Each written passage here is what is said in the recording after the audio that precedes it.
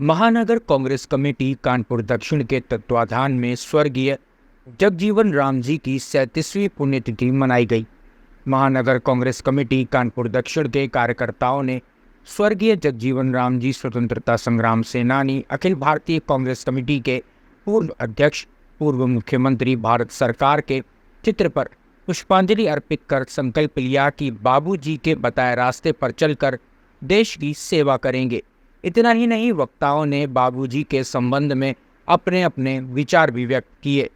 स्वर्गीय जगजीवन राम जी की 37वीं पुण्यतिथि के इस कार्यक्रम में हरिकृष्ण भारतीय, पवन गुप्ता, कृष्णम वंदे सिंह, विकास सोनकर, डॉक्टर संतोष त्रिपाठी, रोशनी चौधरी, अमित गुप्ता, महेंद्र सिंह भदौरिया, हरिराम कटियार, सूरज कुमार, छेदी लाल, दिनेश तिवारी इत्यादि उपस्थित रहे। मैं पवन गुप्ता, कांग्रेस का कार्यकर्ता। आज बाबू जगजीवन राम के निर्वाण दिवस के अवसर पर हम लोग यहाँ पे एकत्र हैं। बाबू जगजीवन राम बिहार में एक छोटे से गांव में जन्मे थे और राजनीति की ऊंचाइयों तक पहुँचे। आज से 3 दशक पहले देश के जो सर्वोच्च नेता थे उनमें उनकी गिनती थी। बाबू जगजीवन राम एक ऐसे व्यक्ति अकेले हैं जिन्होंने सन 1936 से लेकर 1986 तक 50 वर्ष तक लगातार सांसद रहे। विश्व के इतिहास में ऐसा कोई भी व्यक्ति नहीं है जो लगातार 50 वर्ष सांसद रहा हो। जगजीवन राम सदैव दलितों की लड़ाई लड़ते रहे, उनके लिए संघर्ष करते रहे। शिक्षा प्राप्त करने के बाद वो जब राजनीति में आए तो पहले वो विधान परिषद के सदस्य चुने गए, उसके बाद वो राजनीति में आगे बढ़ते गए।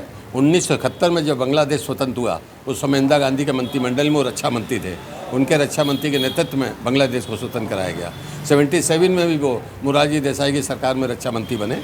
और इसी तरह बाद में 80 का जब चुनाव जनता पार्टी ने लड़ा तो उनको as a prime minister candidate उनको डिक्लेयर करके चुनाव लड़ा गया था, मगर उस समय इंदिरा गांधी चुनाव जीती, इसलिए वो नहीं बन पाए। एक ऐसे नेता जिन्होंने जीवन भर अपना पूरा समर्पित कर दिया दलित समाज के लिए। उनकी बेटी मीरा कुमार, उनको बीच में कांग्रेस पार्टी ने लोकसभा का स्पीकर बनाया था और बाद में उन्होंने जगजीवन राम ने एक पार्टी अलग से बनाई थी, जगजीवन राम जे। उसमें उनके पुत्र उनके निधन के बाद राष्ट्रीय अध्यक्ष हुए थे।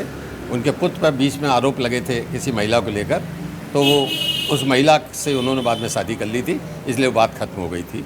आज जगजीवन राम जी को हम लोग श्रद्धासुमन अर्पित कर रहे हैं और याद कर रहे हैं, उनके द्वारा किए गए कार्यों को याद कर रहे हैं। हरित क्रांति के टाइम पर कृषि मंत्री थे, हरित क्रांति का कार्यक्रम भी पूरा उन्हीं का था, इसलिए हम उनको बहुत हम सब विनम्रता के साथ उनको याद करते हैं, श्रद्धासुमन अर्पित करते हैं।